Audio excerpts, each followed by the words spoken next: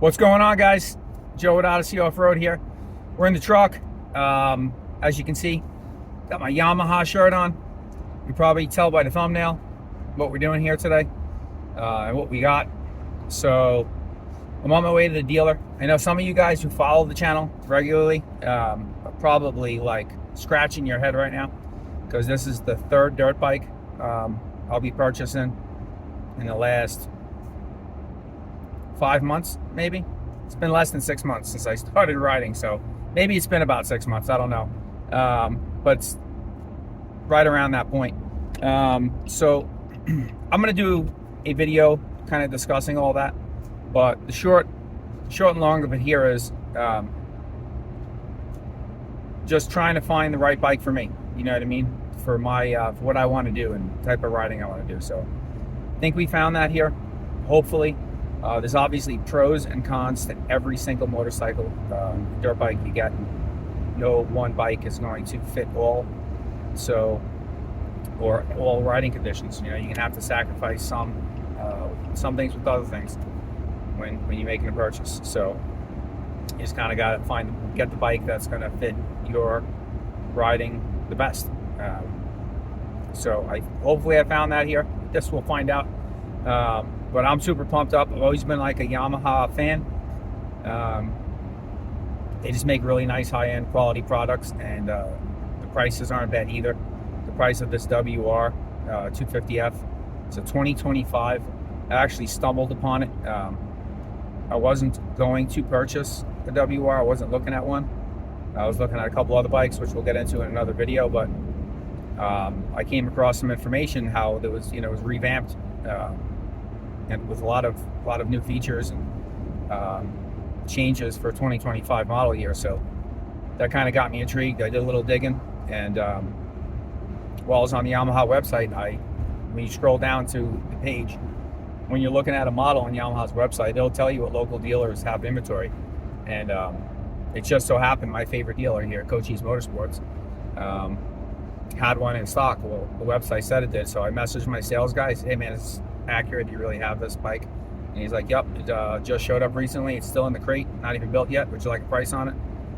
And they gave me a price that was blew away any other bike I could possibly buy. And for being a refreshened model, 2025, I don't even think there's one been sold yet. I haven't seen a single person on social media or on YouTube that has a 2025, so they gave me an outstanding price. I can tell you, I'm walking out the door under $10,000, and considering the MSRP is almost $10,000 with the shipping cost from Yamaha, that's a pretty darn good deal on a 2025 bike. So I'm going to get to the dealer right now. I'm going to sign the paperwork. I'm going to load it up in the truck. I'll probably cut to the chase. I won't do any filming in the dealer, because I've done that before there. You guys all know Cochise Motorsports, my go-to place. I highly recommend if you're in Southern Arizona, or even Northern Arizona or out of state. It's worth the drive to go there. Talk to Pablo over there. He will definitely hook you up. If they got a bike that you're looking for, they sell Honda, Polaris, and Yamaha. If they got a bike or ATV side-by-side that you are looking for in stock, I promise you they will give you the best deal and the best customer service that you're going to find anywhere. So go hit him up, hit up Pablo, tell him Joe from Odyssey Off-Road sent you, and he will take very good care of you, I promise. So with that being said, let's cut to the chase. Let's get the bike in the truck, let's get it home, we'll get it in the garage, do a nice walk around of it, and yeah, so let's cut to it.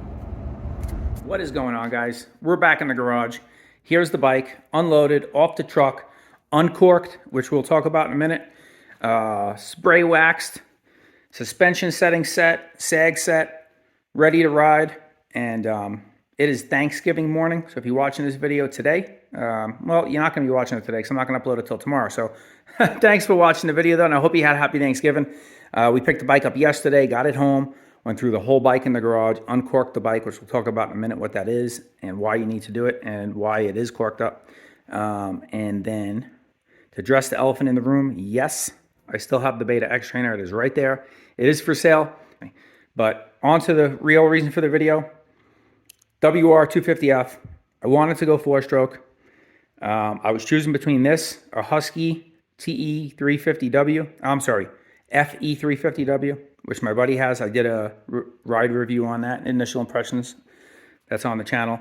And then I was looking at, there's a dealer near me that was blowing out FE501Ws for a really good price, about $1,000 more than I paid for this. And it was very tempting because it's a lot of bike for the money. But scared me. There was a couple things that scared me off on that bike. Most notably is the, actually it was really one thing. The bike was awesome, seemed to me, and it would fit the bill for what I wanted to do. But there is 90% of the people that have one of those bikes and talk about them, and everybody I've asked that owns one, I messaged people and other YouTubers and stuff, and they all say the bike has ridiculously high vibrations to the point where it comes through the seat, the pegs, your hands. And I still want to deal with that. This bike runs like butter, super smooth. So I always wanted to get a WR or a Yamaha dirt bike. I love Yamaha Blue. And I wish I had my 2020 Raptor still because it would have matched. But now we have the 2024 Raptor in the orange and gray. But still pretty cool to have 2 Yamahas in the garage. 3 Yamahas in the garage if you count my daughter's Raptor 350. So pretty cool there. And I steered away from I was looking into these bikes a while ago. I steered away from them. My buddy got a 2015 WR. It's a totally different motorcycle than this, so it's not even comparable. The 21s and up are like basically a detuned YZ250 motocross bike. It's not even so much detuned. It's just tuned different. The forks are tuned different. The engine characteristics are tuned different. And it had some different options. And I steered away from it in the past because everybody said it was too close to the YZ. It was way too snappy. The suspension was way too stiff, and there was a lot of complaints in that regard. Over the last couple of years, they've toned that stuff down quite a bit to make it a lot more user-friendly for trail riding, which is what the WR is for. But you're still going to have all that power on tap when you want it, like a YZ. But they've separated them a little bit more. So you have the YZ250F, you have the YZ250FX, which is the cross-country race bike. Then you have the WR, which stands for wide ratio, 250F wide ratio being the 6-speed gearbox instead of the 5-speed. And I believe the FX also has the 6-speed. So there's been some big changes for 2025, which is awesome. As everybody knows, Yamaha has really always had some of the best suspensions in the game. I would say the new KTM WP Exact forks are comparable, and that's what most of the experts say. They're right on par now. They're terrific suspension. But the KYB has always been, cream of the crop. They've retuned the forks for this bike to make it more compliant for off-roading. You're still going to get the bottom-out resistance and stuff for the big stuff and for going fast, but you're going to get a lot more bump compliance for the slower stuff and, the enduro-style riding. Obviously, this is not, when I say enduro loosely, because that's how they classify this bike, but it's really a mid-paced, a little bit faster paced enduro bike. It's not a slow technical under 10 miles an hour 2-stroke 300 technical enduro bike like the Beta X Trainer is. That bike's phenomenal in the slow techie stuff, not so much in the faster stuff. This bike's going to be a lot better going faster, which is why I wanted to get it a 4-stroke fuel injected. For one thing, it's going to sip fuel. I'm going to get a lot more range. It's a 2-gallon tank, so I'll get a lot more range out of that 2-gallon tank than I get out of that 2.4-gallon tank on the 2-stroke Beta carbureted, which really guzzles gas.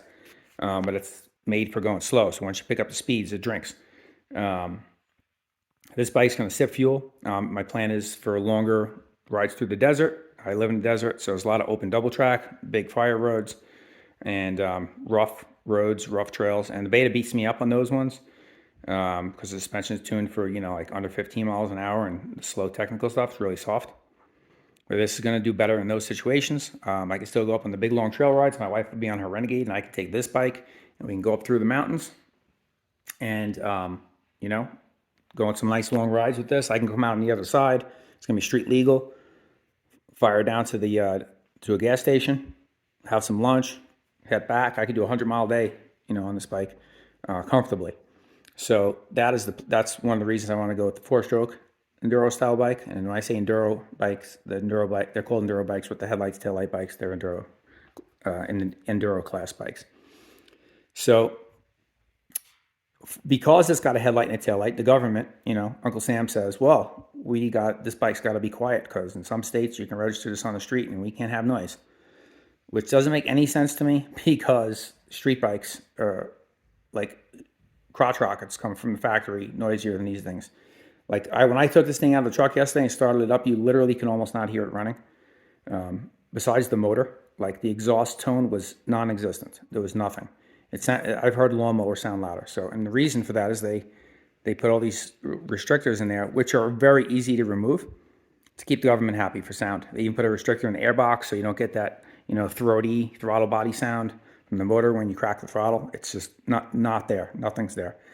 The biggest, the craziest thing to me was the restrictor in the throttle.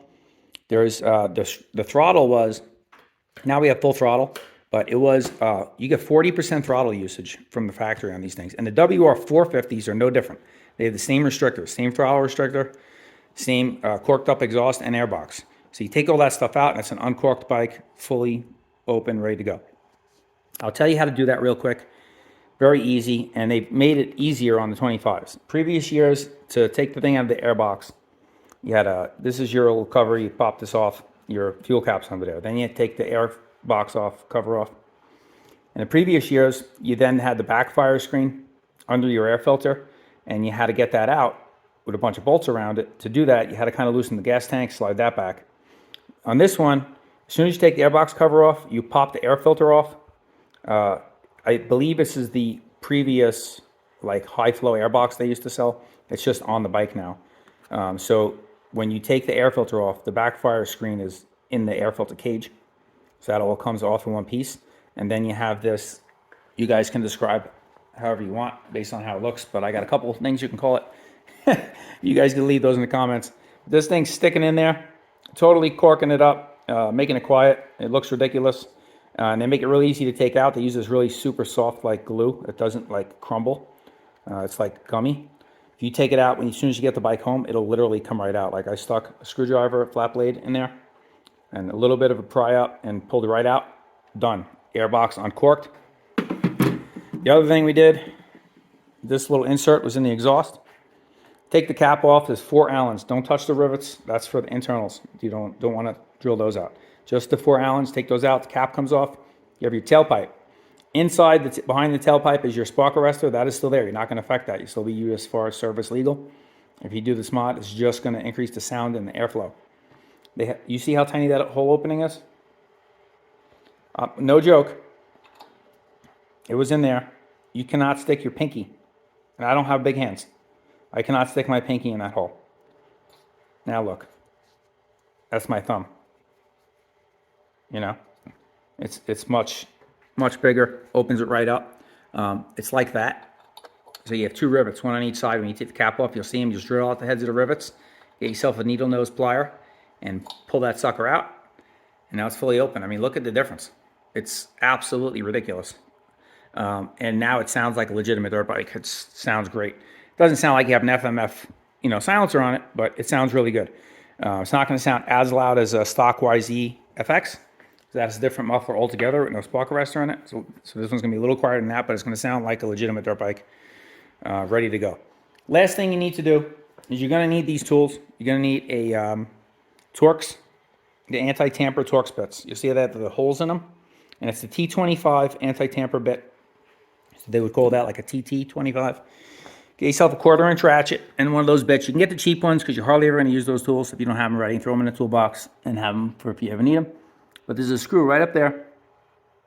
You stick a 1/4-inch extension through the radiator and the frame from the front, right through there.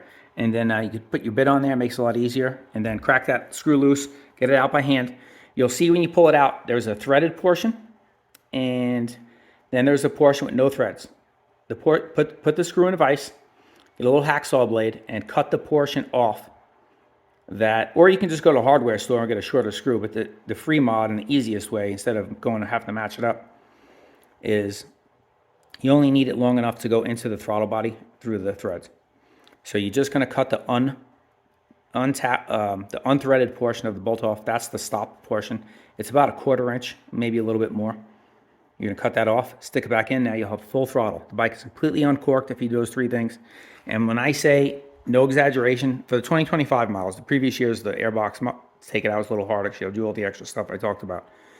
But for 2025, 15 to 20 minutes taking your time, and you'll have all three of those things out. Piece of cake if you have all the tools ready, which are just Allen's and that one special bit. And that's it. So big changes for the new 2025 model, which have trickled down from the YZs, which got some of the mods last year. All new frame. What's different about the frame? I really couldn't tell you.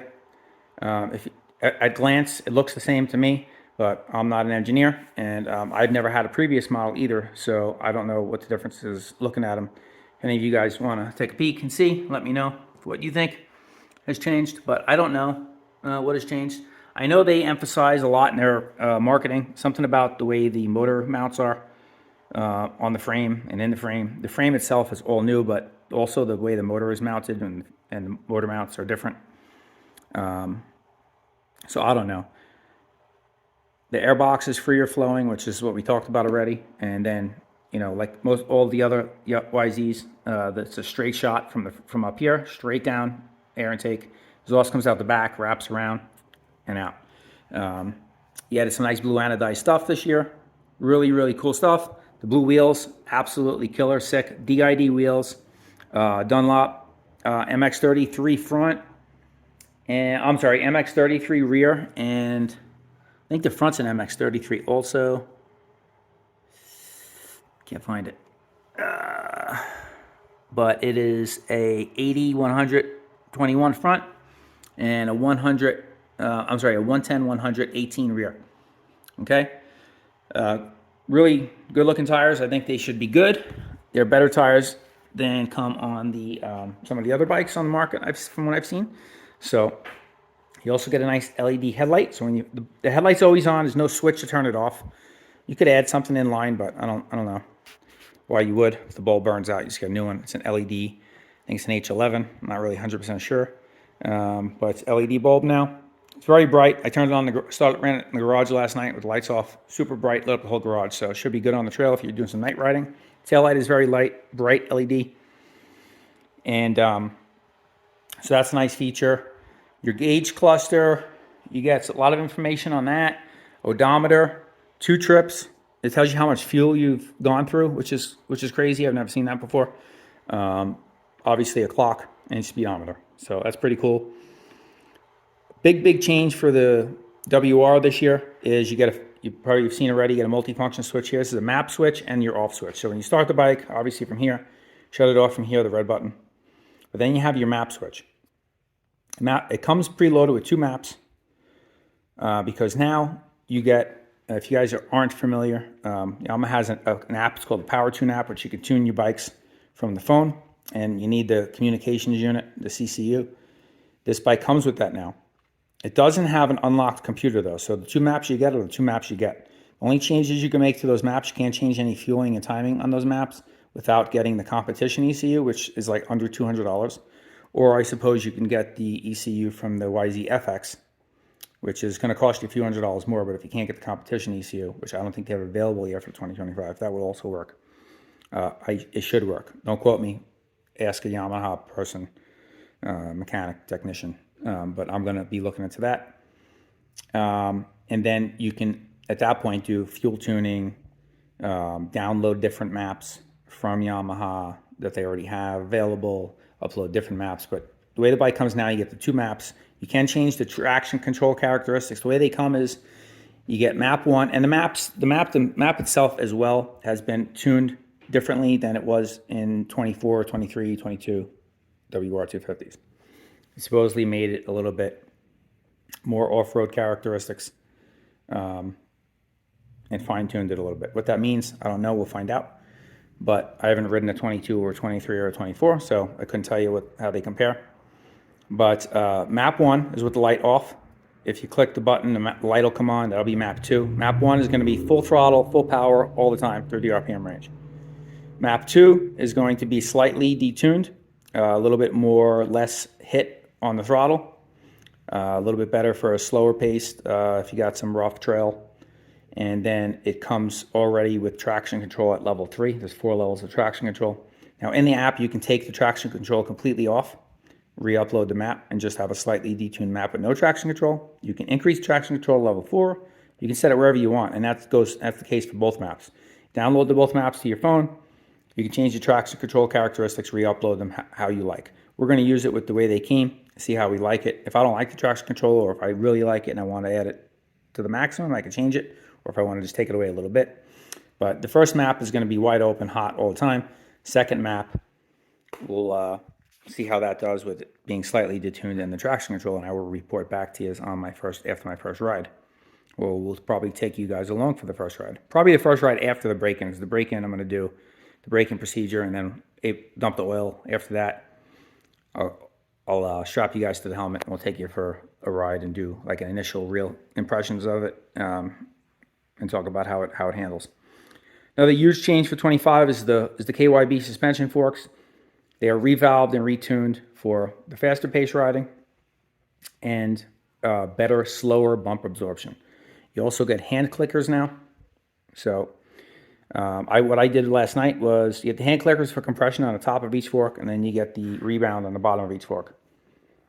So the rear shock is 3-way. You get high speed, low speed, and rebound KYB shock in the back. And I went through the bike last night.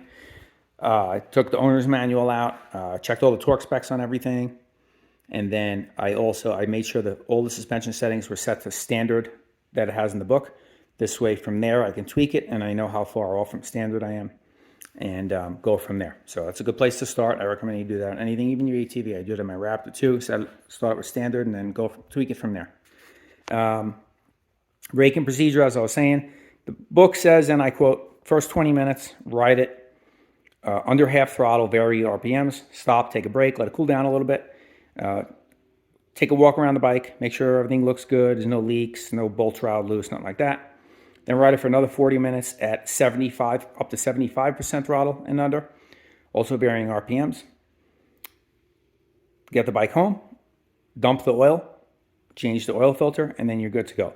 I'll probably keep it from going full throttle for a couple of tanks of gas, just for longevity sake, just to give the valve train a little bit more time to break in. But per the owner's manual, if you were racing the bike for competition use, that's how you would break it in. So obviously I'm not racing and I want the bike for longevity. I'm not going to be a racer and rebuilding the bike every season. So we're going to break it in a little bit slower. I already put 2 heat cycles on it yesterday. I idled it and for one, then I warmed it up, took it around the block. There's 0.8 miles on the bike. That's it.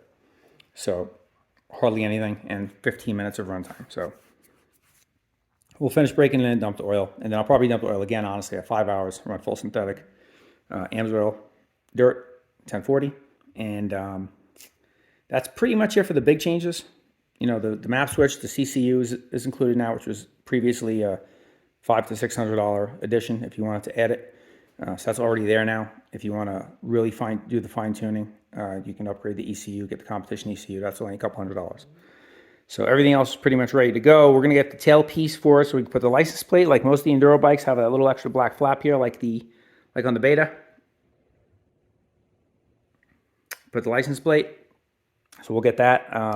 There's a company that makes it that just replaces the bottom cover of the tail light with theirs, and then it comes down, and then you can put your plate here. And you're good and golden. So, quick walk around of the bike. The way it looks, the way it sits, freaking awesome. I set the rear sag last night because I'm a short guy, and height is an issue. I could barely touch the ground when I got the bike home, but I set the sag to 33% of overall travel. It's a 12-inch travel bike, so 33% is about 105 millimeters. If I have a sag tool, I have, which you can measure and do all the calculations, then sit on the bike, you know, yada yada. There's videos to show you how to set sag, but that's I did that per the book. 33% sag, it's about 105 millimeters there, or 4 inches, and so that's good. I can touch the ground on both sides now, not flat-footed, but like a little bit more than tippy toes. Let's say my toes are bent on each side. Let's call it that. Touching the ground. If I put one foot up on the peg, I can touch the ground the other side, no problem. So it should be okay. If I feel like I need a little bit lower, I'll get the lowering link. There's a couple companies that make adjustable ones, so you don't have to go like a full inch, inch and a half. You can lower it a half an inch or 3/4 of an inch or what have you, just to kind of fine tune it for yourself. I would not recommend using one of those if you're planning on doing 30-foot doubles, because then you run the risk of driving your rear tire through your fender. But I ain't going to be hitting 30, 40-foot jumps. It's going to be trail bike, and most air I'm going to catch is maybe 2 feet off the ground. So, not a big deal. I can tell you, I'm in love with staring at the thing. I think it's a gorgeous bike. I don't know what you guys all think. If you're watching the video, you're probably interested in one of these two. You probably agree with me. I think Yamaha makes one of the best looking bikes. And again, I was looking at some Huskies. There's really nothing else on the market, Japanese-wise, that compete with this. Honda really has nothing. It's a shame because Honda had the X lineup, which was great bikes. They were like kind of like WRs. They were for off-roading, a little more trail friendly, and they had the 250X and a 450X. Unfortunately, they got rid of the 250X several years ago. They only have a 450X, and the 450X isn't bad in terms of power. It's not an overwhelming amount of power for a 450. It's only got about 40 horse, I think. I mean, this is a 250. It's got 36. You do a tune in a slip-on this, and you're going to be at 40 like that 450 is. Obviously, that Honda 450 has the ability to become even more, but it comes tuned down. The downside of the Honda 450X is weight and price. It's expensive. It's over $10,000 MSRP. I mean, you get a lot of bike. They say the suspension is unbelievable. They raced that bike in the Baja 1000, so it's obviously very durable, very good bike. The bike's very heavy. I'm not a big guy, and even people that are bigger guys, if you're using the bike as a dirt bike, you're going to go down at some point. You're going to fall, tip the bike over, what have you. You're going to be out there tired, riding, pick the bike up a couple times. You pick up 289 pounds versus 249 pounds. That's a big difference. So that's why I didn't even consider that bike. A couple other bikes I looked at were all around this weight range, the Huskies and the KTMs, the 350 and the 501s, all around this weight range. But I ultimately decided on the Yamaha. Got a killer deal, as I said, at Cochise Motorsports there. Give them a call. Those guys are unbelievable there. They are the, by far, best Yamaha, Honda, Polaris dealership in Southern Arizona for sure. And I would probably say within a few states. If you're close, go see them. If they have what you need, they'll do a deal with you over the phone. Get a number you like, give them a deposit, go pick up the bike. They will absolutely take care of you. Tell them Joe from Odyssey Off-Road sent you. Tell them I sent you. Great people over there. And yeah, so this bike is just what the doctor ordered, I think, for what I want to do. We'll do another video talking about why I'm venturing away from the 2-stroke and moving into a 4-stroke. And we'll talk about what's the best, good decision-making process for getting a bike. If you're a first-time dirt bike rider, like myself, I've been riding for 5 months. I'm on my 3rd dirt bike. It's obviously a waste of money, and if you're not somebody who knows people or can get a good deal cut for you, and you're paying, high prices at some dealerships are rip-offs. We all know that. And if you're paying those high prices and then you decide this bike isn't for me, you're going to be losing your rear end if you trade it in or sell it, because you got ripped off when you bought it and you're paying all this extra stuff. Fortunately for me, my first bike, the Honda 250f, I basically walked out the door at MSRP with nothing else. So I was able to sell that bike and only lose like $300. Not a big deal. I got to use it for 2 months and cost me $300 to own it. The Beta, I got a great deal left over. I'm gonna lose money on the Beta, but it is what it is. Not as much as I could have, but somebody's gonna get a great deal on that bike. So message me if you want it. And I got this bike for a great deal because I went to Cochise Motorsports, and that's just what they do there. They hook me up every time. They're unbelievable. When I found out they had this bike there, 2025, after looking at the Yamaha website and looking at all the changes they made, and then I was like, wow, that's actually just what I'm looking for. The bike seems like it's going to be exactly what I need now, with all the changes they've made to the bike. And at the bottom of the page said, hey, you're a local dealer. Cochise Motorsports has one in stock. I messaged Pablo. I said, do you really have this bike? And he said, yes, we do. It just came in, actually, and it's in the crate. And he's like, if you want it, it's yours, and we'll put it together for you. So they gave me a price, and I said, let's do it. So we picked it up yesterday, got it home.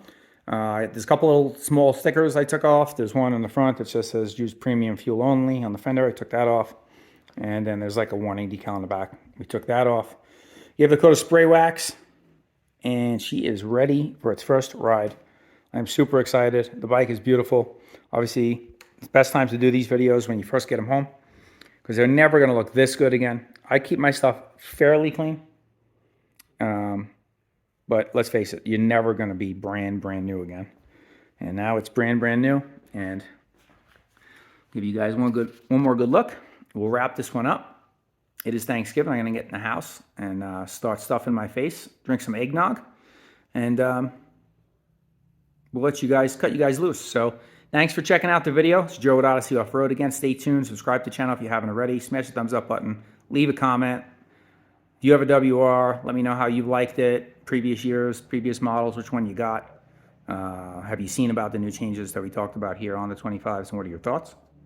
Start a discussion in the comments below. I try to reply to almost everybody, unless you're a knucklehead.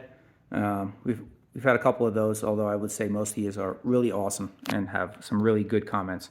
But there's always going to be one or two knuckleheads in the bunch, like everywhere. They're all over the world, but YouTube is no stranger to having knuckleheads either. So we will let you go here. Thanks for checking out the video. Again, this is Joe with Odyssey Off-Road. Stay tuned for more on this bike. We'll do a ride impressions video on it, and then we'll do some videos comparing it to the Beta and other bikes, and if it's the right bike for you, what have you. If you got any questions, leave them in the comments below too. We'll catch you guys later. Get out there and ride. Be safe, and have a happy Thanksgiving.